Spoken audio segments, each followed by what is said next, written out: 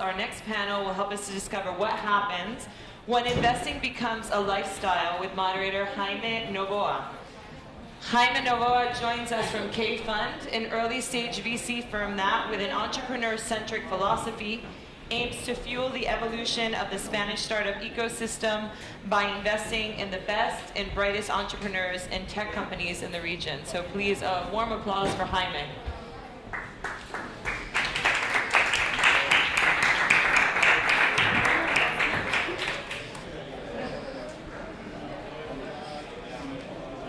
Is this on? Is this on? Hello? Sure. Okay. We're missing two people, so just a sec.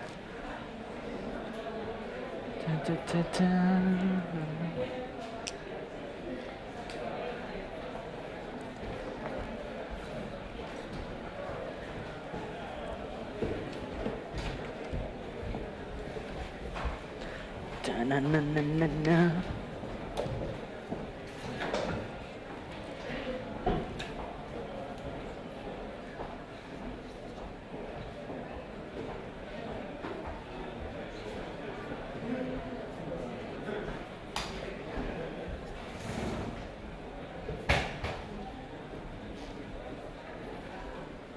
So guys, let's get this started.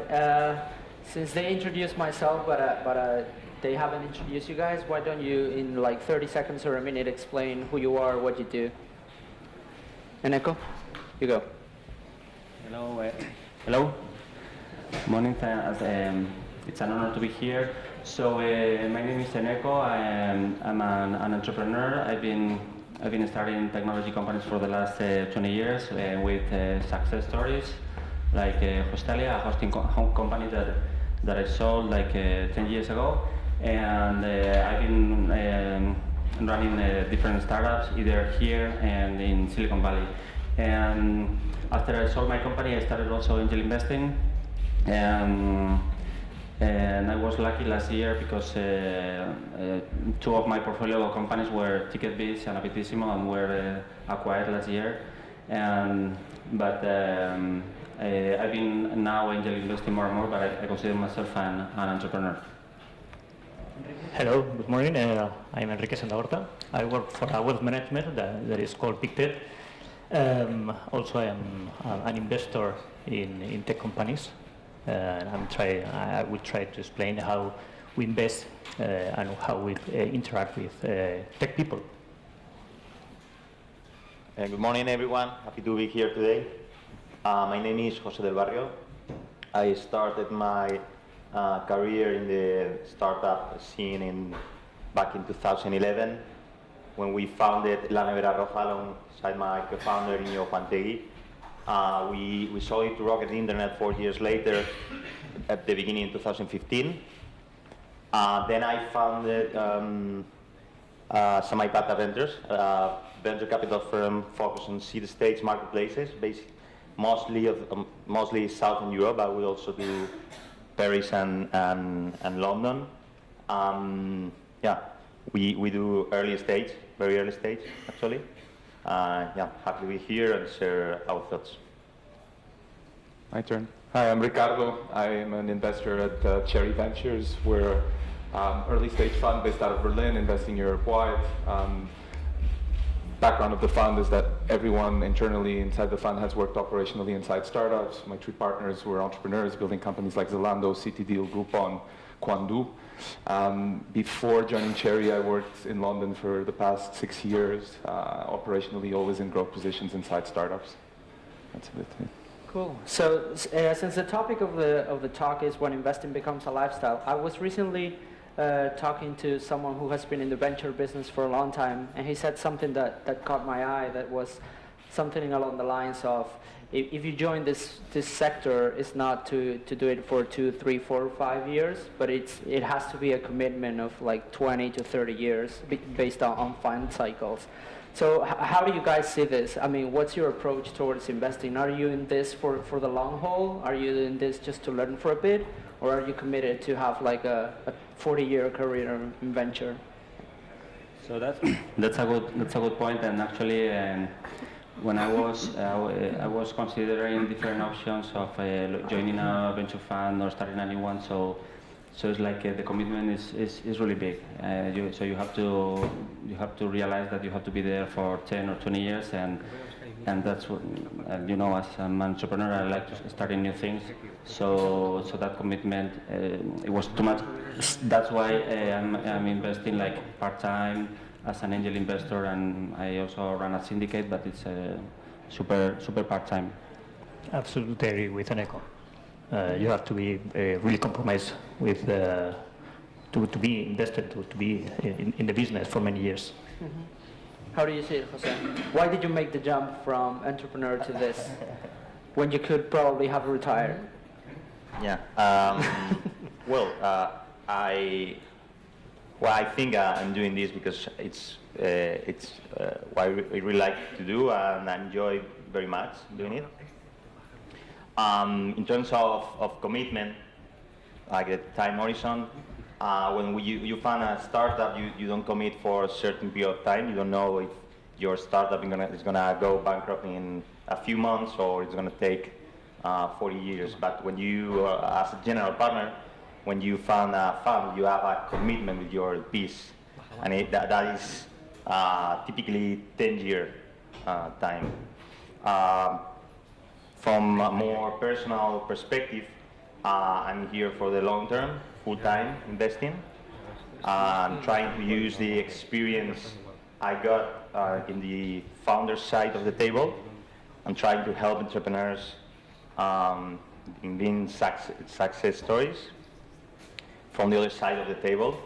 And I think that makes a lot of sense, especially in early stages when an operator goes to the other side of the table, that can bring value to early stage entrepreneurs. Mm-hmm. And Ricardo, before you respond, I saw Ricardo, I think 2 weeks ago in Dublin, and I just caught up with him like 5 minutes ago, and he told me that since we saw each other in Berlin or in Dublin, he was only in Berlin for a couple of days. So I think you're pretty committed. But can you explain how you see this commitment on your side? Well, a bit of background, right? Like, so Cherry was started by my 3 partners with the ambition really to support entrepreneurs after they've been there, after they angel invested for a while. And really the hypothesis behind Cherry was to build a VC firm they would have wanted to have for themselves when they were founders, which I think is a very similar ethos to many kind of founder-led funds that are starting to pop up all over Europe. And I guess that commitment is a very long-term commitment, right? Like, the guys are in for the long run. Because we, inside our team, have a lot of people that have been inside startups, that failed in their first attempts, that supported like hyper-growth in other companies, and then we see that happening with some of the portfolio companies, hopefully many more over time. The crave to jump onto the other side while you're still young is still very strong. Right? Like, so it's a great opportunity to be close to brilliant people, which is probably the most interesting drive of this job, to be with entrepreneurs that are completely obsessed about what they're doing, laser focused on executing, and having the opportunity to be there on the sidelines is just fantastic, because it's an amazing learning experience. For someone curious like me, it's just it almost doesn't feel like a job, but it's still early, at least for me, to say that maybe I just jump onto the other side of the table again. Most probably, let's put it that way. But at the moment, the companies I back and the companies I support want me there for the long run, and I want to be part of that ride. So I think that's the gist. Cool. There's often this debate in the venture business or the investment business about whether you have to have an operator background to really help companies, or whether you can come from a different background and from a professional investment background. 3 of you were previously founders, so you know a lot about the operating side, but how do you see this balance of whether you need to have the operating experience to be a good investor, or whether you can be a professional investor and be a super good investor? Enrique, you go first. From my point of view, if you want to be a professional investor, what you have to know first is you have to know to have a method, and then you have to know to know in which type of investments you want to make, to put your money. So first you have to study. Of course, you have to study a startup, to study environment, and then you have to choose not one, maybe 3, 5, 6 startups or 6 investments to do. Maybe the best way to do it is through a venture fund. Jose, Eneko, Ricardo? Well, to me, that's a never-endless debate that I really think is not one or the other. I think that both may work. One of the best investors or VC investors all over the world is Fred Wilson. He has written a lot about this. It depends on the company and depends on what you are looking for when you look for a partner to invest in your startup. The operator, it's extremely useful from our perspective. It's extremely useful at the very early stages, especially if the business you are launching is related to the VC, the specific VC experience or background. Whereas when you go to the opposite side of the spectrum as growth investors, to me it's not that important at that stage to have that operational experience. So I insist it's not one or the other. I think it depends on the stage, the company, the market, and it's fully complementary. Yeah, I completely agree. I mean, I think more than anything, that debate is one that a venture firm or a general partner at a venture firm needs to have when he's defining his strategy and his positioning. In our case, our positioning is that we put founders first. My partners were founders first before being investors. Our team is operational. We have functions in marketing, in sales, in product, with experience in consumer internet, marketplaces, software.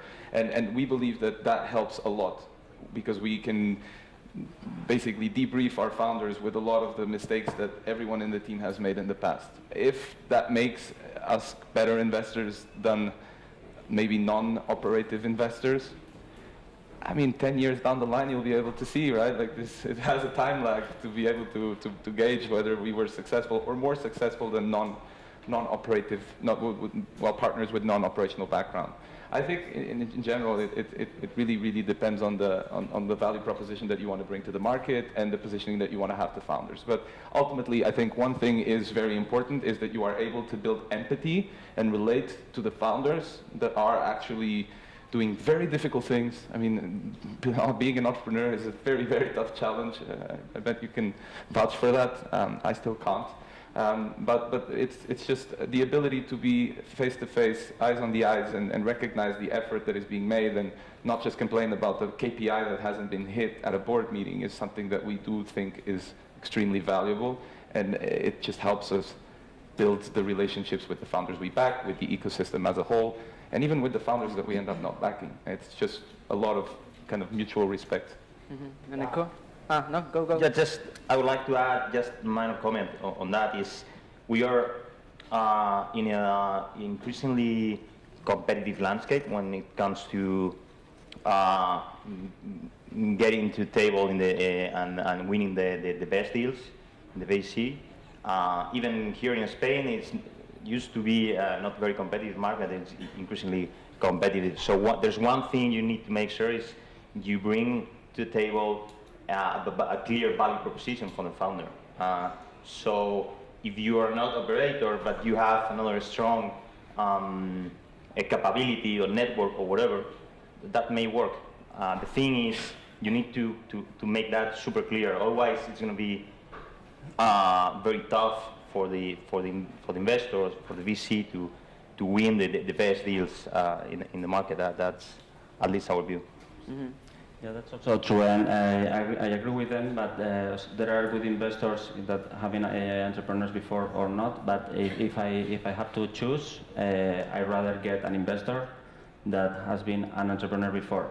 It's just because I think that they can understand you better in the good and bad things of during the lifetime of your company. What's the toughest mistake you guys have made as investors? One that you can tell in public.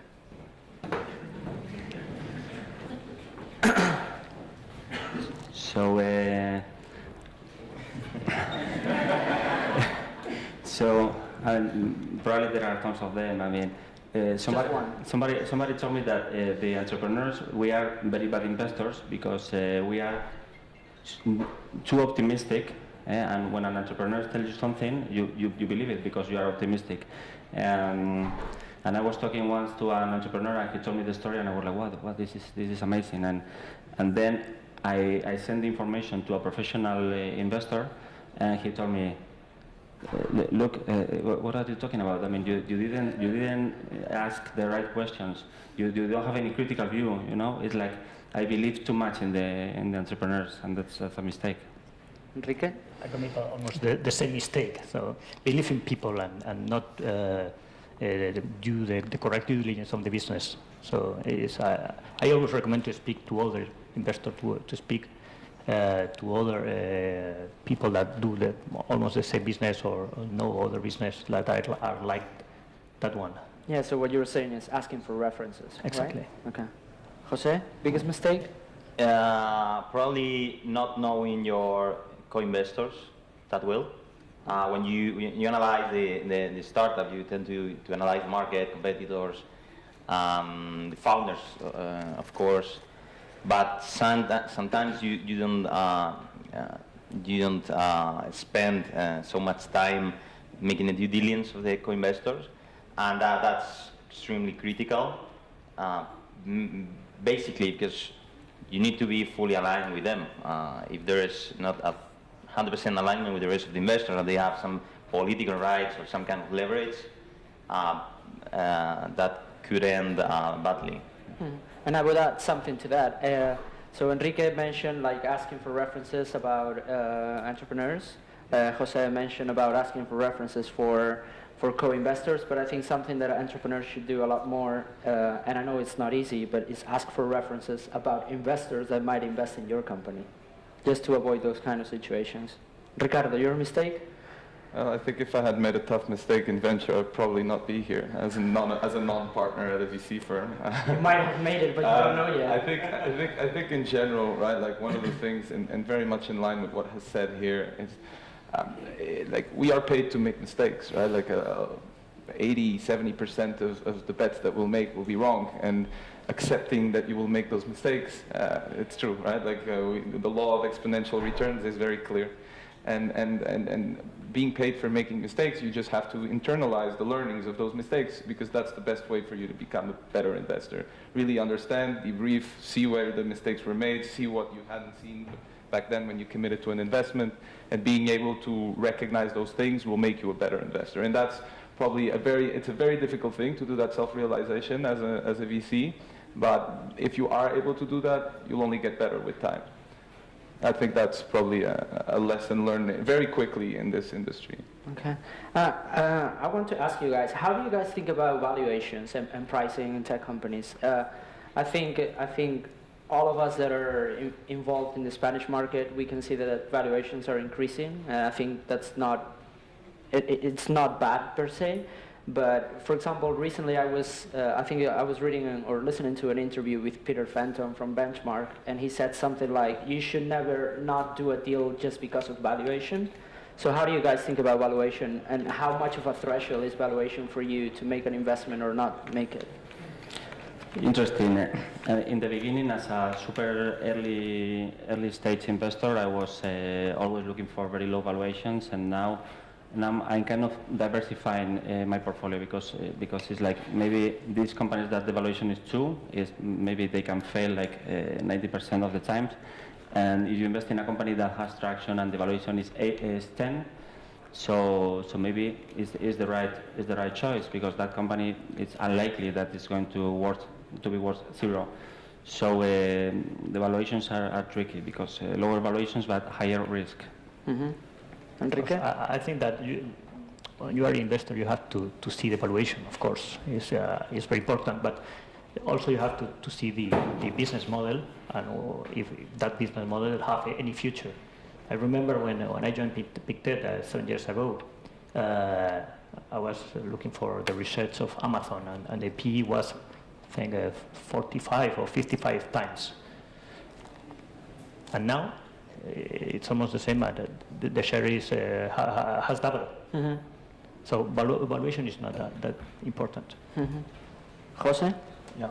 Well, when we look at valuations, we actually don't look, let's say, we don't look at them directly, but indirectly, from an asset allocation perspective, meaning that given that the venture returns are follow what it's called the power law, that just a few investments will give you most of the returns of your fund, you need to make sure that out of those 2-3 hits, you need to have a relevant stake. So that drives you to just figure out if that stake, that percentage, it's enough for you. At that stage, precede Series A. So when you are diluted in the following rounds, you end up with that target stake. So you do the math the other way around. And so at the end of the day, it ends up understanding how much risk you need to take, given that the ticket size is also fixed. We tend to invest $500,000, $700K, and we tend to get from 10 to 15% stake in order for our numbers to add up. So that gives you the valuation you can enter, and many opportunities we lose them because it are not coherent with our asset allocation strategy. So at the very beginning, you don't use those revenue multiples. That's more later stage valuation methodology. When you invest pre-seed or seed stage, you are thinking more about asset allocation strategy. That's at least our thinking about that. I fully agree with what's being said. I mean, valuations have been going up all over Europe. It's not in Spain. Come to UK, to Berlin, to Paris, and you'll see that because of the increasing supply of capital, more and more investors, more and more VC funds, more and more money, entrepreneurs are able to up their stakes, up the valuations at which they raise money. In the end, the way we look at it, it's our fund's 150 million. 50 million to invest in first tickets. What we believe in is, as Jose said, ownership. We believe that if we are able to purchase a significant part of a company, and by that I mean 10 to 20%, never more, out of that initial round in which we invest, and then out of the 150 million that we have, we deploy 50 in first checks, 100 in follow-on rounds. If we are able to maintain that ownership stake into a company that then develops into a billion-dollar company, we are able then to at least return hopefully more than once, if that company becomes a multi-billion-dollar company, our fund. And that's really our strategy, to own a substantial part of a company when we invest, and to be able to then continue investing along the follow-on rounds of that company, so that when it gets to an exit strategy, we still hold a substantial part that is able to return our fund. Cool. We have 2 minutes left. Do we have a mic, just in case someone has questions? Yeah? Does anyone have any question for the gentleman?